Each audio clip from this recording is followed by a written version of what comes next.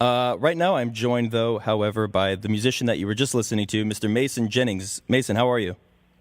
Hey, I'm doing great. How are you doing? I'm doing well. Thank you so much for calling us. You are in Minnesota right now. I understand that you have spent quite a lot of time in Minnesota. Yeah, I love it here. It's a good place. Among other things, you're a singer, songwriter. I want to ask you how many instruments you play. Your first record, Mason Jennings, you recorded completely on a 4-track recorder, played all the instruments yourself. You're immensely talented. Your songwriting is a completely different story, too. You're very invested in your lyrics. It's really awesome to hear your music. You're going to be at Yoshi's this weekend, Friday and Saturday, November 15th and 16th. Friday and Saturday, 8 p.m. shows, and a 10 p.m. show Saturday. I'll have tickets to give away, one pair of tickets for the first caller. I'll give out the number in a couple of minutes. And you'll also be at Amoeba Records on Saturday, the 16th. So if you want to see Mason, come on out to Amoeba or Yoshi's and check him out. Let's get into it. So you started playing when you were 13, is that right? You learned guitar first? Yeah, so I actually started on drums for a couple years, and then it was hard to write songs on drums, so I switched over and started borrowing my brother's guitar and just started working from there.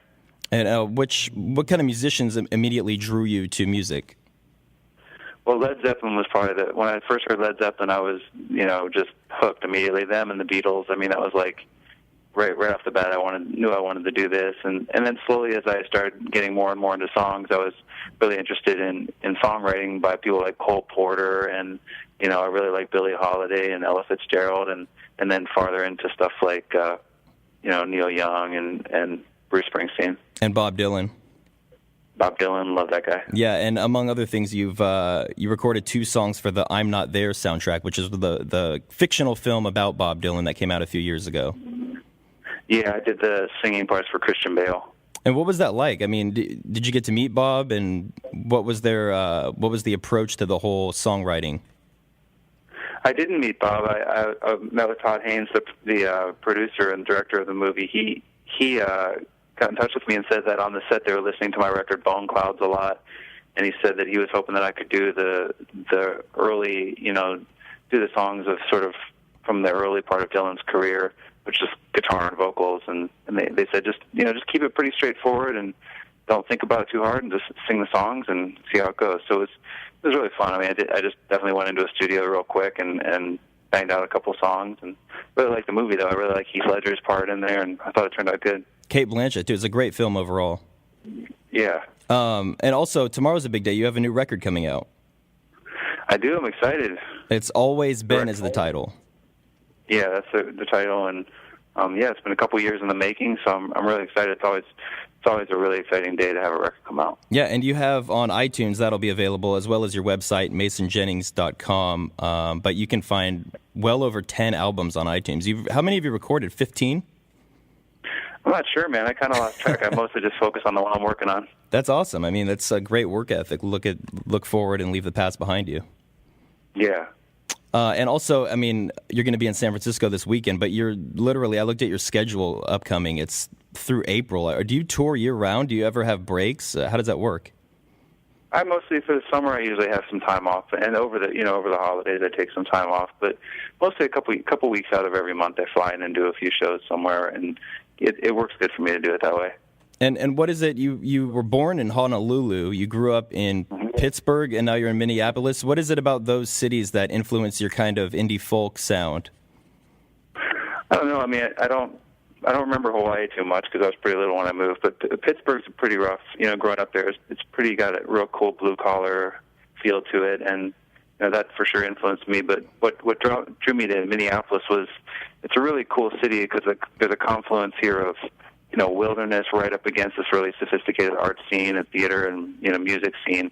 So it's just a neat place to have that kind of that kind of contrast right in one place. And also, if you check out the website masonjennings.com, I'm really impressed. I'm a big music video fan. You have some beautifully shot music videos on your website. Thank you. What is that mostly your idea? Did directors come to you with their ideas? How does that work? I mean, it seems a lot like it's influenced heavily on maybe growing up in Pittsburgh and Minneapolis.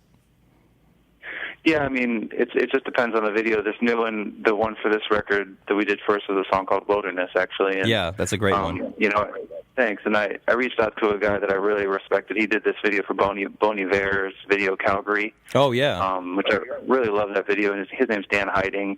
And I said, would you take a listen to a couple songs off my record? And if one sort of jumps out at you, and if you have any ideas, I'd be interested in hearing it. And he really picked Wilderness right off the bat and said, it's like, I just would love, what I see in my mind is just desolate open spaces of Texas, kind of different than where you're from in Minnesota. And maybe we should go down to Marfa, Texas and shoot some, scenery down there. And so we did that, and it was really fun. And it was just a real pleasure doing a video with that guy, so I'm glad it turned out good. Yeah, I mean, if I could give you advice, which I shouldn't be doing, but I think you should make more videos with him because they're absolutely beautiful, and they represent your music so well.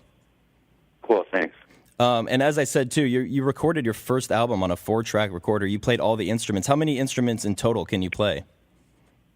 Well, I mostly just can do all the piano and keyboards and guitars and basses and drums. I started as a drummer, so that's kind of central, and I can't really do any horns or anything like that, but most stringed instruments.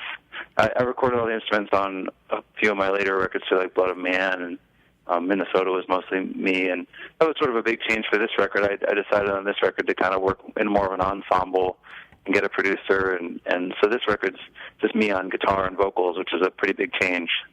Right. And you strike me as somebody that would want to keep the most minimal sound, not the most minimal sound, but the most minimal people around you while you're creating music. Is that pretty accurate?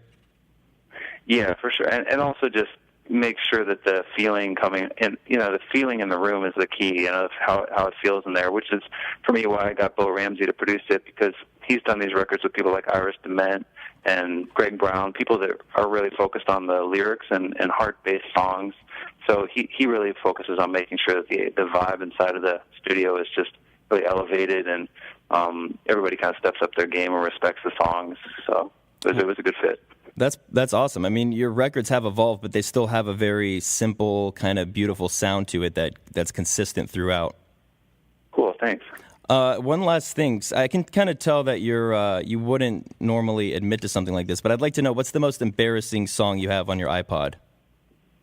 On my iPod? Or on a record player or whatever it is. I don't know, man. My kids listen to this song called Space Unicorn all the time, so that's on my iPod. I don't even know who sings the song Space Unicorn, but if anybody wants to look it up, that's a pretty intense jam right there. It sounds like something from a Disney movie. Yeah. Will you cover that this weekend when you're playing at Yoshi's? I don't know. It could happen. I have a lot of pop stuff on my iPod. I love Justin Bieber, and I love a lot of that kind of stuff too. So yeah, that's fantastic. I covered Poison the other day. Somebody was saying, like, play whatever's in your head, and for some reason, Every Rose Has Its Thorn popped into my head, so I played that at the show. So you never know. That's awesome. All right, well, thank you so much for joining us. I'm going to go out with one of the best cover songs I've heard of yours. That's the Bob Dylan, The Times Are Changin'. And again, I have a pair of tickets here if you want to go see this show, Mason Jennings, Saturday night at 10 p.m., 415-346-5376. Mason, thanks for joining us, and I hope you have a great show and a great tour. Cool, thanks so much for having me on. You're welcome. Take care.